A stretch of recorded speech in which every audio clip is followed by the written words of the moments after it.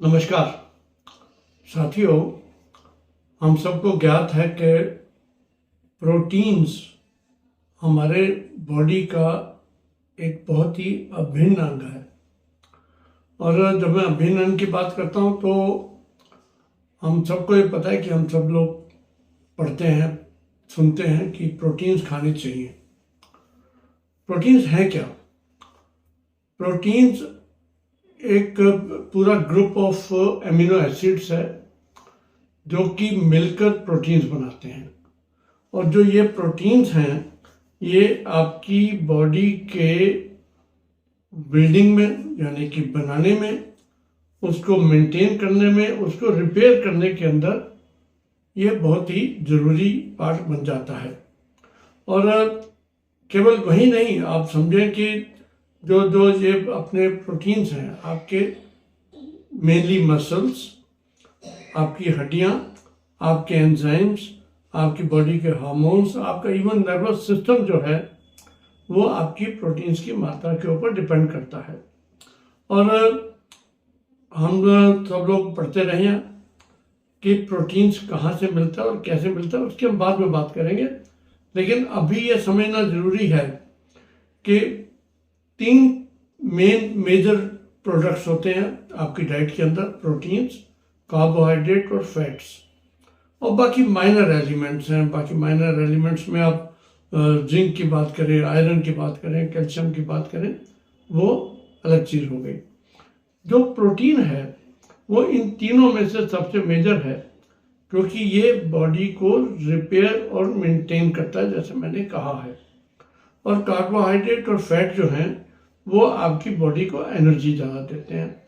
Of course proteins भी आपकी body के एनर्जी के लिए यूज़ किए जाते हैं, वो स्पेशल कंडीशंस के अंदर।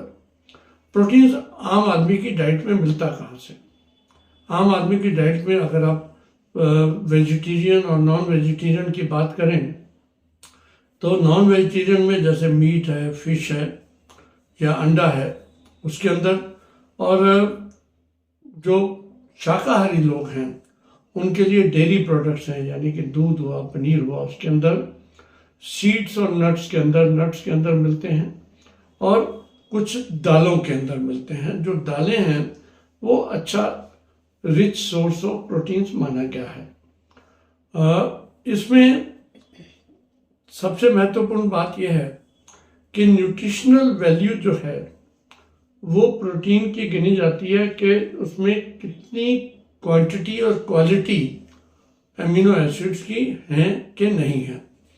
एनिमल प्रोडक्ट्स जितने भी माने गए हैं, जिसकी हमने बात करी, चिकन की बात करें, बीफ की बात करें, फिश की बात करें या कुछ डेयरी प्रोडक्ट्स की भी बात करें, उन सब के अंदर जो एक कंप्लीट प्रोटीन माना गया है कि यानी कि उसके अंदर हाई क्वालिटी और अच्छी क्वांटिटी के अंदर प्रोटीन्स की मात्रा पाई जाती है।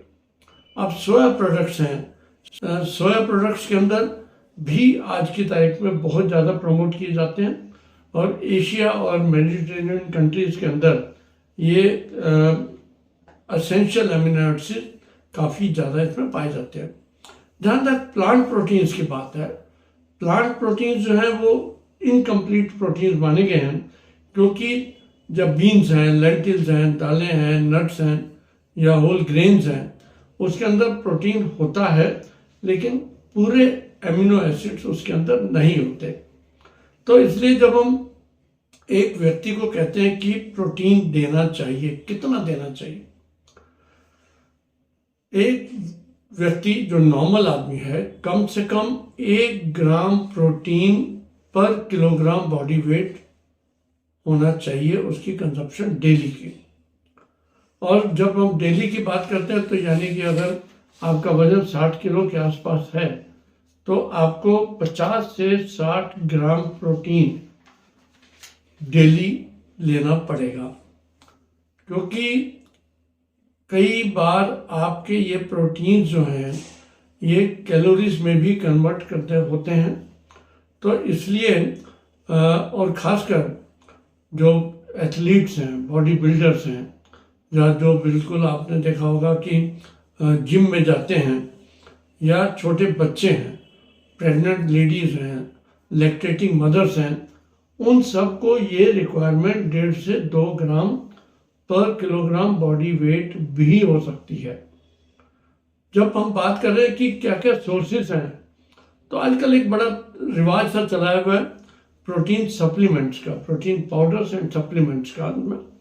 इसमें भी एक थोड़ा सा सावधानी बरतने की जरूरत है, क्योंकि कई तो फ्लेवर्ड जो आइटम्स मार्केट के अंदर मिलती हैं उनके अंदर 28 से 30% प्रोटीन होता है, लेकिन जो सोया प्रोडक्ट से या कई और मिल्क प्रोडक्ट से जो प्रोटीन पाउडर्स मार्केट के अंदर आते हैं उसमें 80%, यानी कि अगर आप 10 ग्राम पाउडर खा रहे हो तो आप समझें कि उसमें इवन 8 ग्राम तक प्रोटीन अवेलेबल होता है।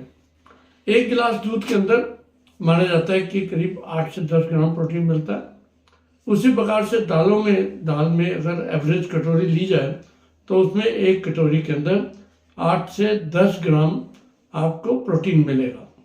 जहां हम डेयरी प्रोडक्ट्स की बात करते हैं तो दूध के साथ साथ योगर्ट की बात करें या इवन कॉटेज चीज़ की बात करें, उन सब के अंदर और नट्स के अंदर आपके बादाम हुए, अखरोट हुए, आपके वॉलनट्स हुए, आपके हेज़लनट हुए, इन सब के अंदर इवन पंपकिन सीड्स, आजकल आपने देखा होगा कि विभिन्न प्रकार के सीड्स भी मार्केट के अंदर जो अवेलेबल हैं, जो शाकाहारी लोग हैं, पंपकिन सीड्स या सेसम सीड्स और सनफ्लावर सीड्स, उनका भी इस्तेमाल कर सकते हैं। यहाँ पर हमने बात तो करी कि इतना चाहिए प्रोटीन। अगर ये प्रोटीन उतना नहीं मिलता किसी व्यक्ति को तो उसमें क्या क्या आपको चीज़ें दिखनी हैं, उसमें व्यक्ति के अंदर क्या क्या कमियां होती हैं, उसकी हम बात कर लेते हैं। यानी कि प्रोटीन डेफिशिएंसी बहुत रैम्पेंट है। मैं आपको बता दूं, भारतवर्ष के अंदर भी, जिसको हम बचपन में बोलते थे प्रोटीन कैलोरी मेलन्यूट्रिशन, वो प्रोटीन जो है, क्योंकि जो छोटे शहरों के अंदर या गांव के अंदर जो उनकी डाइट मेनली जो होती है शाकाहारी होती है और चावल खाते हैं और दाल पूरी नहीं खाते या दूध नहीं मिल पाता, उनके अंदर प्रोटीन की डेफिशिएंसी के चांसेस काफ़ी हो जाते हैं। तो उसके सिम्टम्स क्या मिलेंगे आपको? उनके अंदर सबसे महत्वपूर्ण होगा wasting, shrinkage of body muscles हो जाते हैं, मसल्स जो उनके डेवलप नहीं होते, या इडीमा, शरीर के अंदर आपका एक्यूमुलेशन ऑफ फ्लूइड होता है, बॉडी सूज जाती है लेकिन उसके अंदर मसल मास जो है वो बहुत कम होता है। ये खासकर आपके पैरों में और एंकल्स के आसपास मिलेगा आपको। एनीमिया, क्योंकि जहां प्रोटीन्स हमने देखा कि हीमोग्लोबिन के अंदर भी जो आयरन के साथ हीमोग्लोबिन बनता है, वो भी उसका मेन पार्ट जो है वो प्रोटीन होता है। तो अगर आपकी बॉडी के अंदर प्रोटीन कम होगा तो ऑटोमेटिकली हीमोग्लोबिन भी कम होगा। हीमोग्लोबिन कम होगा तो उसके आपकी बॉडी के फैटीग, उसमें आपकी एनर्जी लेवल बहुत कम होना, सांस जल्दी फूलना, और इन लोगों के अंदर क्योंकि ऑक्सीजन जो सप्लाई है डिफरेंट अंगों को वो पूरी नहीं हो पाती, तो इसलिए उनमें ये सारे सिम्टम्स उसको मिलेंगे। और बच्चों के अंदर स्टंटेड ग्रोथ, जिन बच्चों की ग्रोथ प्रॉपर नहीं होती, उनमें भी प्रायः पाया गया कि प्रोटीन्स की कमी होती है, जिसकी वजह से उनको प्रॉपर जो हाइट और वेट दोनों चीज़ें जो है न्यूट्रिशनल सबसे ज़्यादा डेफिशिएंसी जो बच्चों में होती है ग्रोथ ना होने की वजह से, वो उनको मिलती है।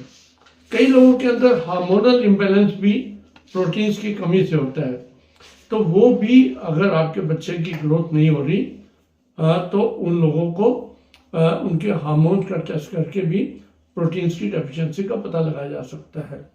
लेकिन सबसे बड़ी बात यह कि एक सावधानी बरतने की बात है कि जो जिम वाले लोग होते हैं वो, अगर आप कई लोगों को देखा 6-6, 12-12 अंडे रोज खाते हैं या प्रोटीन शेक्स और प्रोटीन पाउडर्स लेते हैं, उनके लिए भी एक सावधानी के लिए आप समझना पड़ेगा कि टू मच ऑफ प्रोटीन यानी कि एक रिक्वायरमेंट या एक लिमिट से ज़्यादा भी प्रोटीन जो है वो शरीर के लिए नुकसानदायक हो सकते हैं। इसलिए उसको भी सोच समझ के करना चाहिए कि ये नहीं कि जिम इंस्ट्रक्टर ने कह दिया ये पाउडर भी ले लो, ये अंडे भी खा लो, ये फ्रूट भी खा लो, ये खा लो, वो खा लो, वो नहीं है।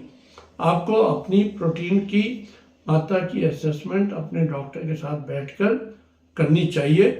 एवरेज मैंने आपको बताया कि 0.8 से 1 ग्राम प्रोटीन पर KG body weight per day normal आदमी को, और जो स्पेशल कंडीशंस हैं उनमें 1.5 से 2 ग्राम प्रोटीन तक की रोज की रिक्वायरमेंट हो सकती है।